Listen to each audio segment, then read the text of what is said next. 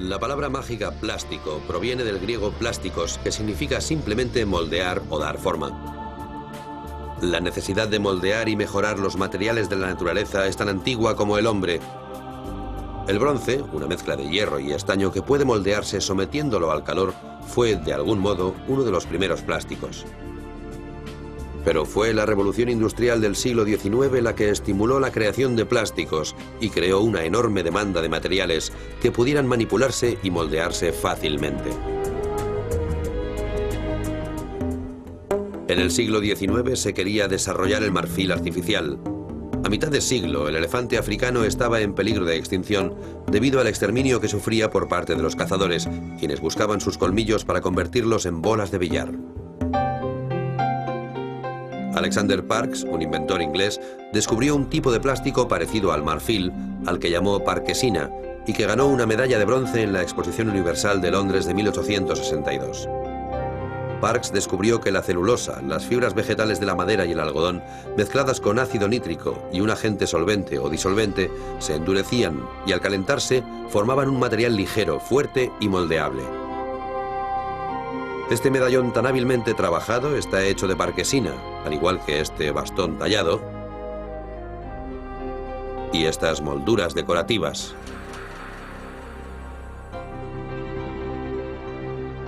Parkes quería producir parkesina a gran escala, pero no encontró un solvente económico, el ingrediente básico que mezclara la celulosa y el ácido nítrico. John Wesley Hyatt, impresor e inventor americano, tomó el relevo de Parkes. Hyatt tuvo varias ideas geniales. Para empezar, encontró el solvente mágico que uniría a la celulosa y el nitrato, era el alcanfor. También vio el potencial de este nuevo material, el plástico, que se podía producir a gran escala y convertir en infinitos productos.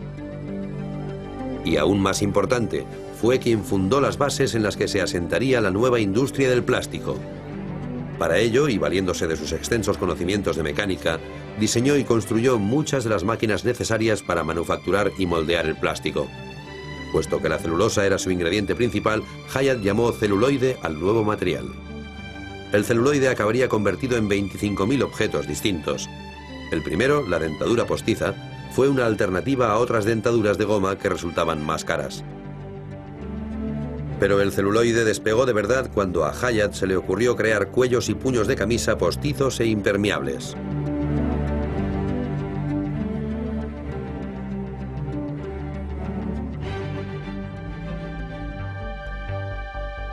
Los cuellos y los puños tuvieron tanto éxito que amenazaron a la industria china de la lavandería, en Estados Unidos, como sugieren alegremente los anuncios de celuloide que aprovecharon el sentimiento antioriental que afectó a este país en el siglo XIX.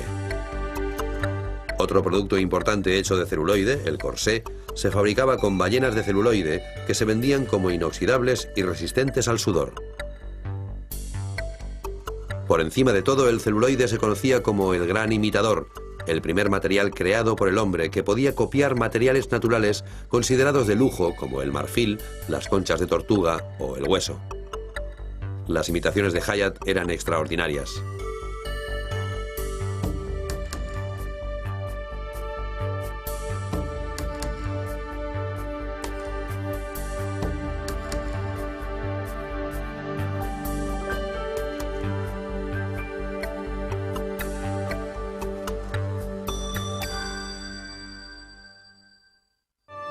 El éxito del celuloide fue espectacular. El primer plástico parecía capaz de casi todo, y cuando su inventor dio con una forma de cortar hojas finas de este material para utilizarlo como una capa continua, nació una nueva industria. A principios del siglo XX se producían cada año más de 36 millones de kilos de película. El celuloide tuvo éxito a pesar de contener un defecto mortífero. Al estar compuesto en gran parte de ácido nítrico, se trataba de un material extremadamente inflamable. Esto creó un problema insólito con las bolas de billar, que eran el producto para el que se había inventado el celuloide. A menudo, tras ser golpeadas, explotaban, provocando el caos y el terror entre los presentes.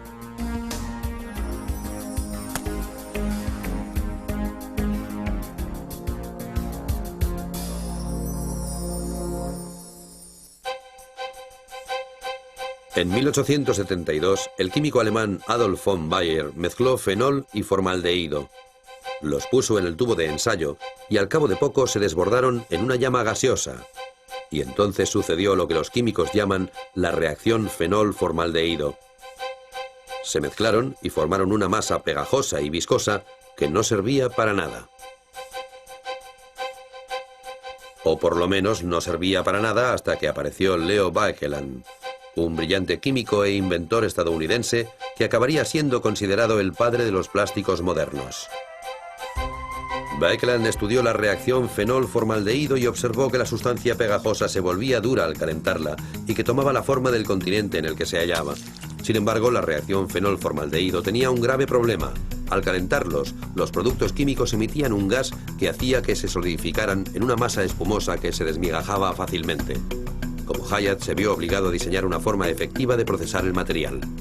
Lo consiguió al inventar el método de calor y presión y al diseñar una máquina, el bakelizador, que calentaba los productos a altas temperaturas y los presionaba para expulsar el gas y crear un material suave, liso y duro.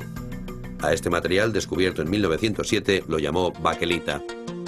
La bakelita representó un paso de gigante en la historia del plástico.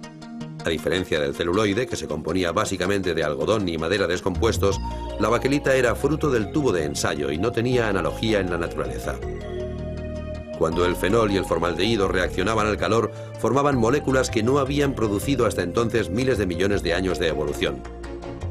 Había empezado realmente la era de las moléculas y los materiales creados por el hombre.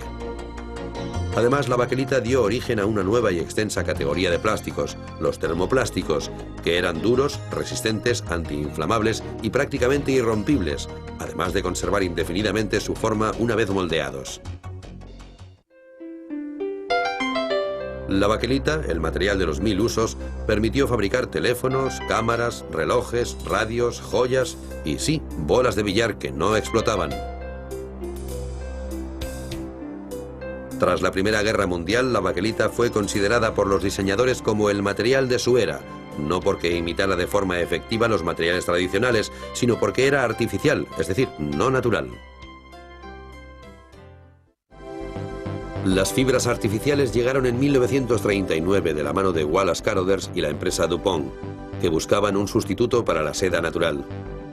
Carothers partió de sustancias de la propia seda y logró un nuevo polímero, la poliamida, que comercialmente se llamó nylon.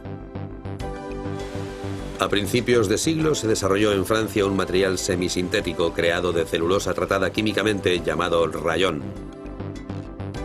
Era una especie de seda para la mujer y se hizo muy popular, especialmente en los años 30, cuando formaba parte del 85% de las prendas de vestir.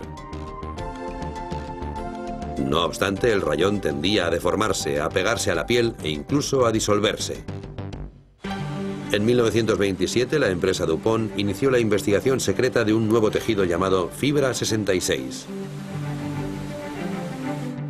Al frente del proyecto estaba un científico de la Universidad de Harvard, Wallace Carothers, contratado para hacer investigación pura, es decir, investigación sin fines comerciales. Fue uno de los más importantes investigadores del nuevo material. Verificó y dibujó las estructuras encadenadas de las moléculas de plástico y desató la era del diseño molecular.